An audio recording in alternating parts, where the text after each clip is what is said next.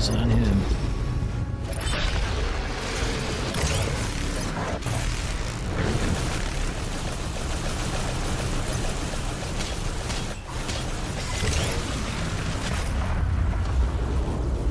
Still have no ammo. Don't know if that EFP is actually having an effect on him or not.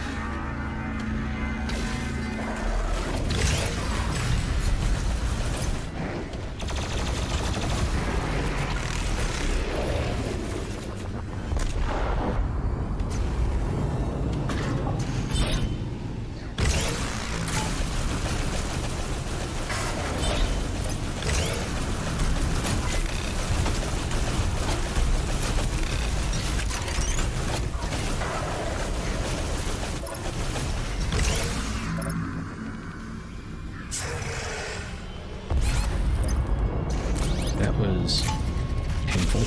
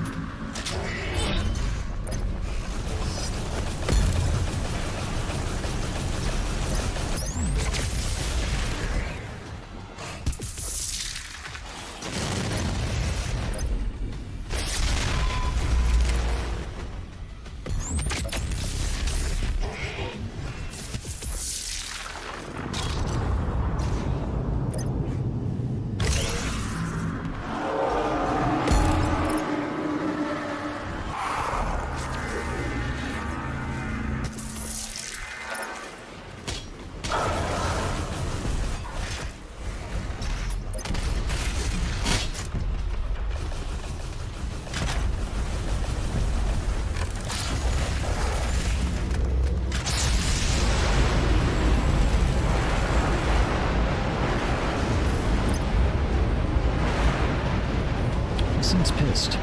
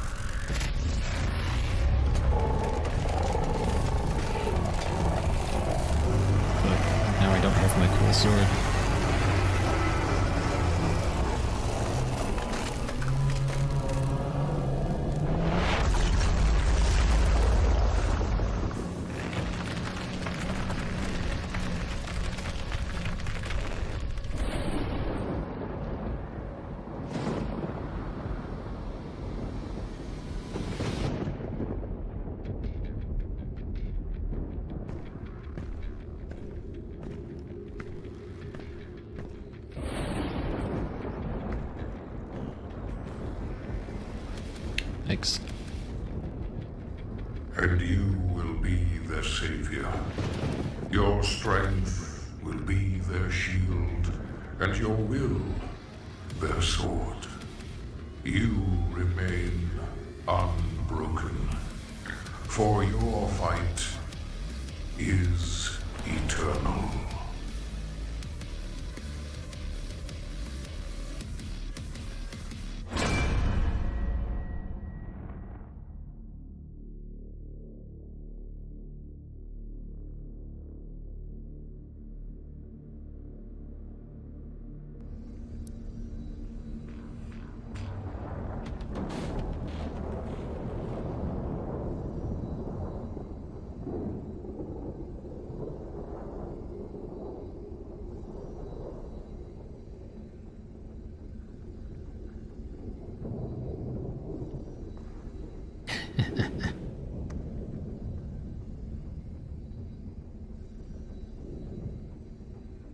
That wasn't too bad.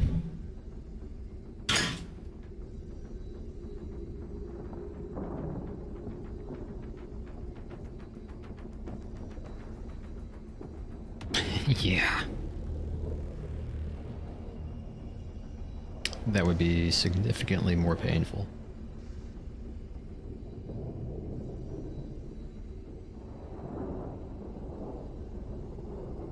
Oh, and I don't think I can get your unicorn skin. Sorry.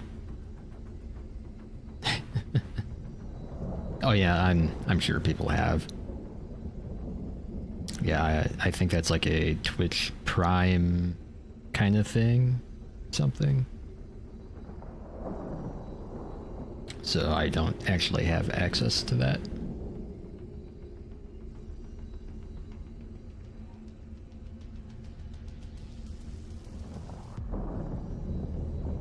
Yeah, I wonder if anyone's beat it on the Ultra Nightmare mode yet, where you can't die.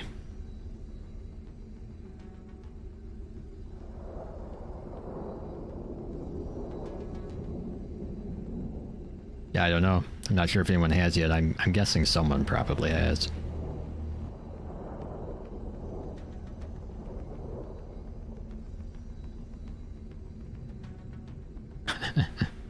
I think you'd probably want to have a few runs through the game on an easier difficulty first, though, to kind of know what you're expecting.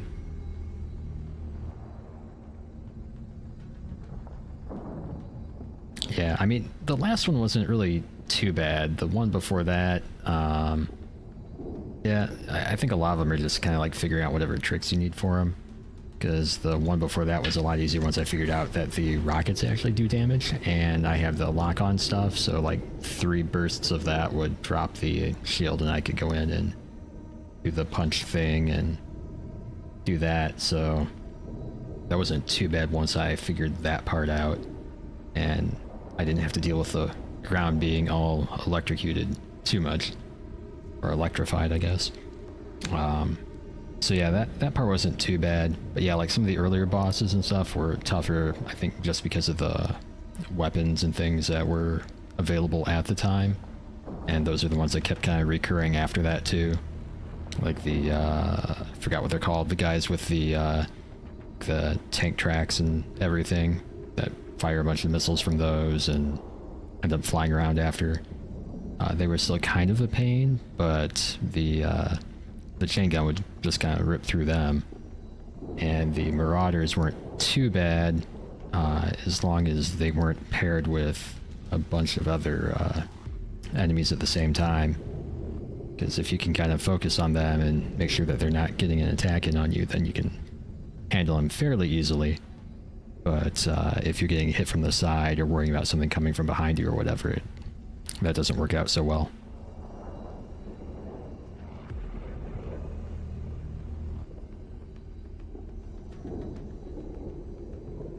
But yeah, I think even just like making some of those jumps, if you don't know exactly where you're going, yeah, at first they could be kind of difficult. Using the map in there would help a little bit, but still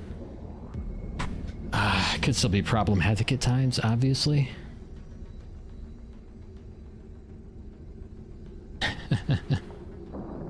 Yeah. Yeah, I'm sure there are people that pretty much dedicate most of their free time to doing that kind of stuff.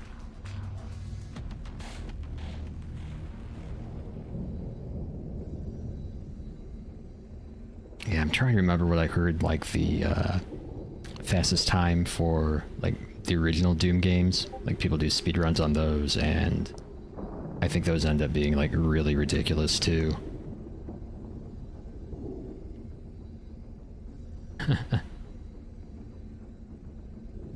Yeah, I'll have to check that out.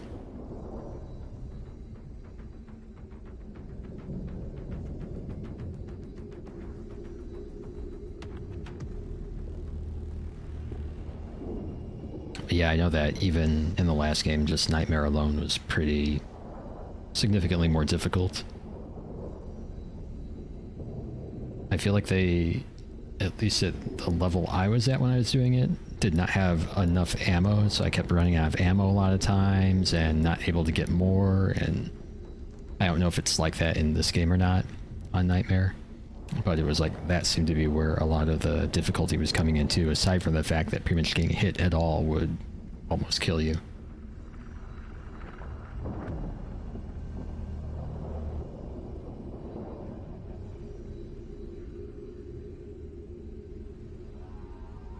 Yeah, after this is done, I want to see if I can pull up the Doom 2 from the ship afterwards and see if that still crashes the game or not.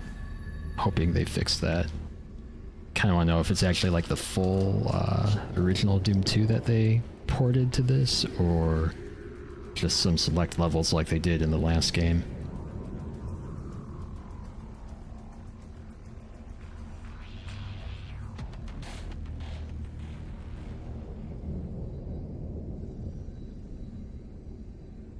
Yeah, it kind of sounded like it. They did that and the first one too.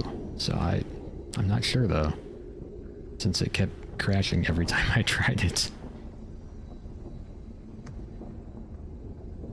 I don't know where this other crash I had earlier came from either. I was just fighting at the time and it was like, oh, back to desktop.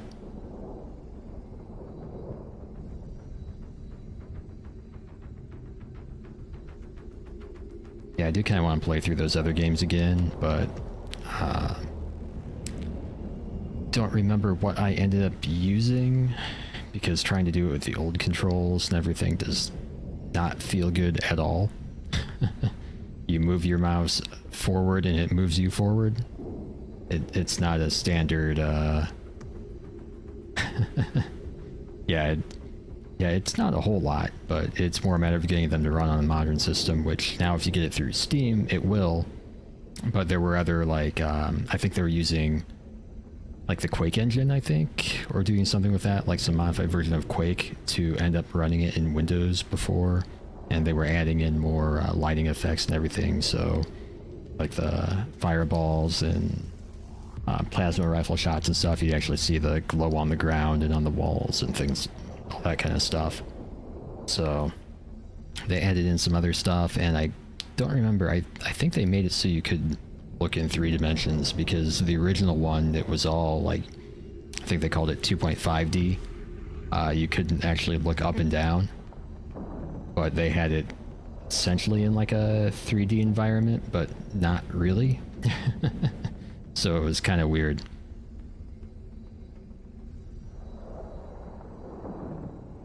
That's why you'd get the weird stuff where, like, if you, what would happen with that?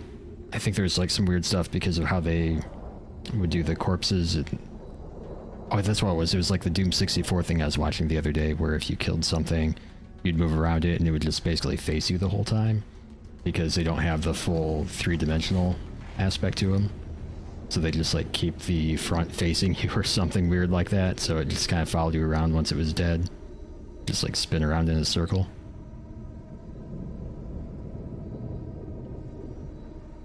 So yeah, you get some weird, you get some weird artifacts because of that. And I know in, like, the original Doom games that were running on whatever it was that I was playing it on before, that added all that stuff, because I think you could look up and down, and it would, like, give you a really weird perspective again, because you've only got, like, that flat two-dimensional image on there kind of thing, as opposed to like a full 3D model. So you get some weird stuff going on. It's like some of the old trees in WoW, where it's like, oh, it's kind of 3D-ish, but not exactly. So if you like get to the right angle on top of it, you'd essentially just be looking like down on a straight line kind of a thing, instead of a full plane that you'd normally expect to be seeing.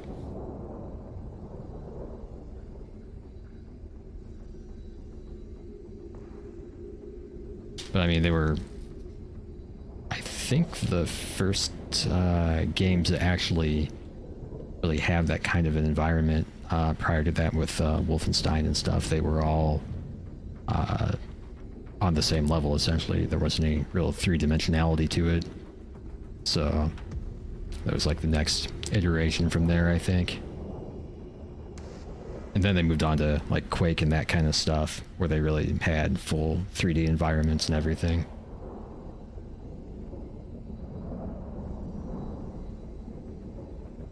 I wonder if I will get an extra achievement by sitting through the credits here.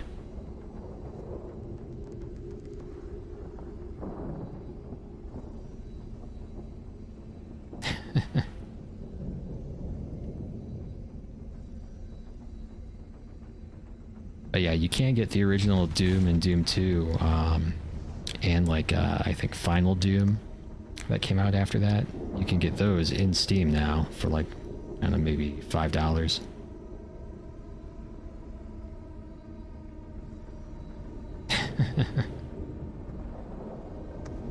Gov is waiting for Classic.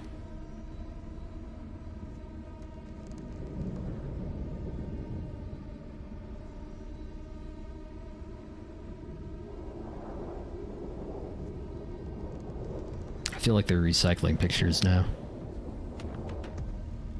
I've seen these people before.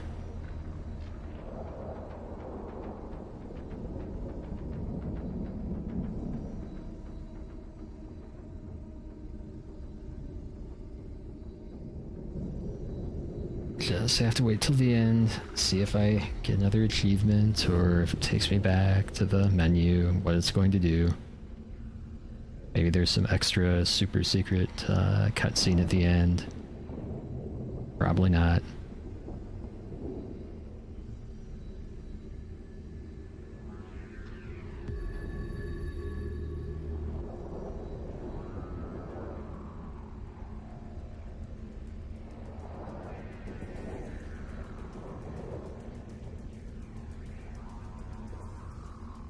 So yeah, I will probably... Oh, is it about done? Probably see if I can get that Doom 2 to load.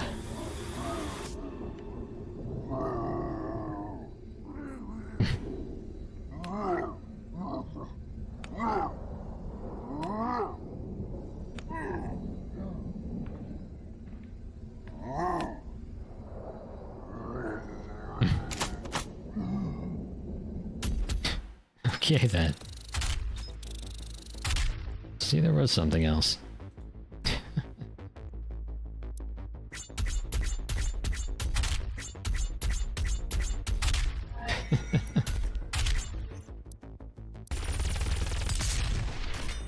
I do so much better in those shorter levels with getting everything.